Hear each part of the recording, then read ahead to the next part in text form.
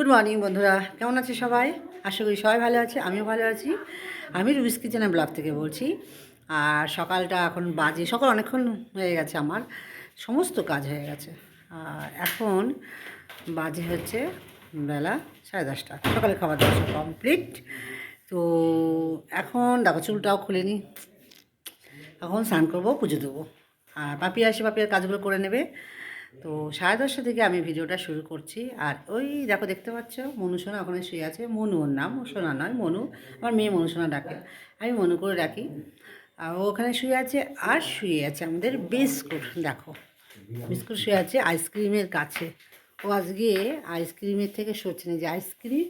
আর আজকে এই যে শুয়ে আছে, দেখো ওইখানেই শোবে, বুঝেছো? তো হচ্ছে মানে আইসক্রিমের কাছে ও ঘুমাবে। তো শুয়ে থাক, সমস্ত কাজ হয়ে গেছে। আর এখন একটু চা খেয়ে নিয়েছি, চা মানে দুধ চা খাবো, সকালে চা খেয়েছি, তো এখন দুধ চা খাচ্ছি। এই হচ্ছে সারাদিনের শুরু হলো আর কি, জার্নি। চলো দেখতে থাকো, কী কী করি না করি সব কিছু তোমাদের সাথে অল্প অল্প করে শেয়ার করব।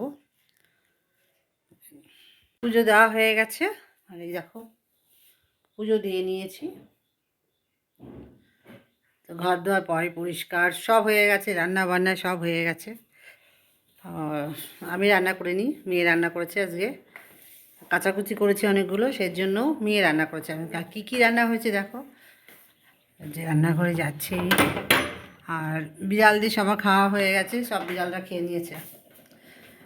আর আমাদের বাড়ি একটা আমার পুষি না, কুকুর আছে, যে সে বাচ্চা দিয়েছে, ছোট বাচ্চাটা হারিয়ে গেছিলো। 3 দিন তাকে পাইনি, অনেক খুঁজেছি। তারপরে একজনে এসে বললো যে গর্তের ভিতরে লুকিয়ে আছে। কীভাবে যে ওকে নিয়ে এসেছি, কুকুরটাকে ডেকে, কুকুরটার নাম ছোটি রেখেছি আমি, ডেকে ডেকে নিয়ে তারপর ওর মা বাচ্চাটাকে নিয়ে দিয়ে দৌড় ওই পারে চলে গেছিলো, ওই পারটা।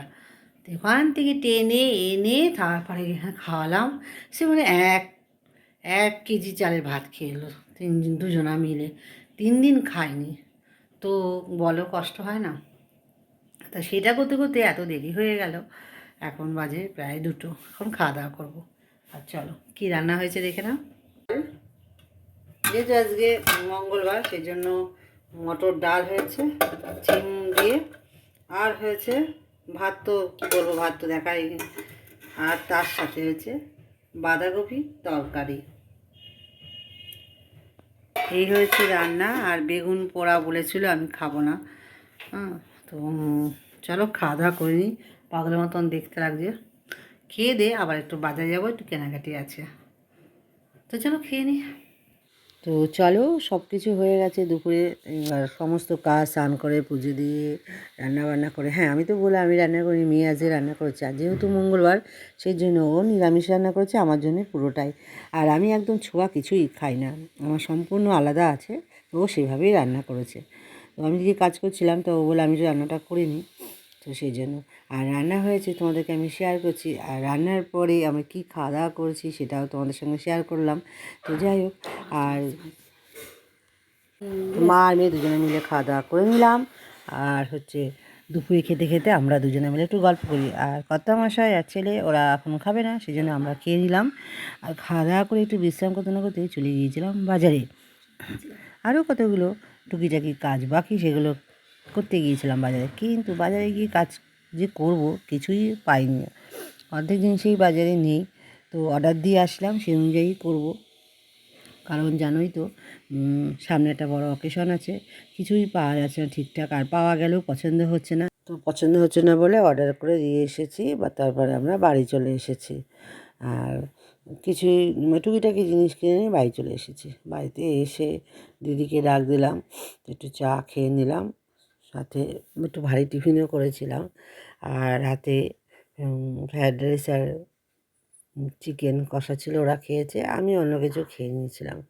এই হচ্ছে সারাদিনের রুটিন। আর সব কিছু শেয়ার করতে পারলাম না, চেষ্টা করব কিছু কিছু জিনিস শেয়ার করতে। সব কিছু ভিডিও করা হয় না, ভুলে যাই কাজের এত চাপে, সেই জন্য সব কিছু আমি শেয়ার করতে পারিনি, ভিডিও করতে পারিনি। যেটুকু করেছি সেটুকুই তোমাদের সাথে শেয়ার করলাম। চলো, ভিডিওটা আর কন্টিনিউ করতে পারলাম না, রাতে খাওয়া দাওয়া করে শুয়ে পড়েছিলাম, প্রচণ্ড টায়ার্ড ছিল সেই জন্য। আর ভিডিওগুলো ভালো লাগলে অবশ্যই একটা লাইক কমেন্ট শেয়ার করবে, আর সাবস্ক্রাইব করে দেবে। আজকে এই পর্যন্ত। সবাই ভালো থেকো, সুস্থ থেকো। আগামীকাল আবার দেখা হবে নতুন একটা ভিডিও নিয়ে। টাটা।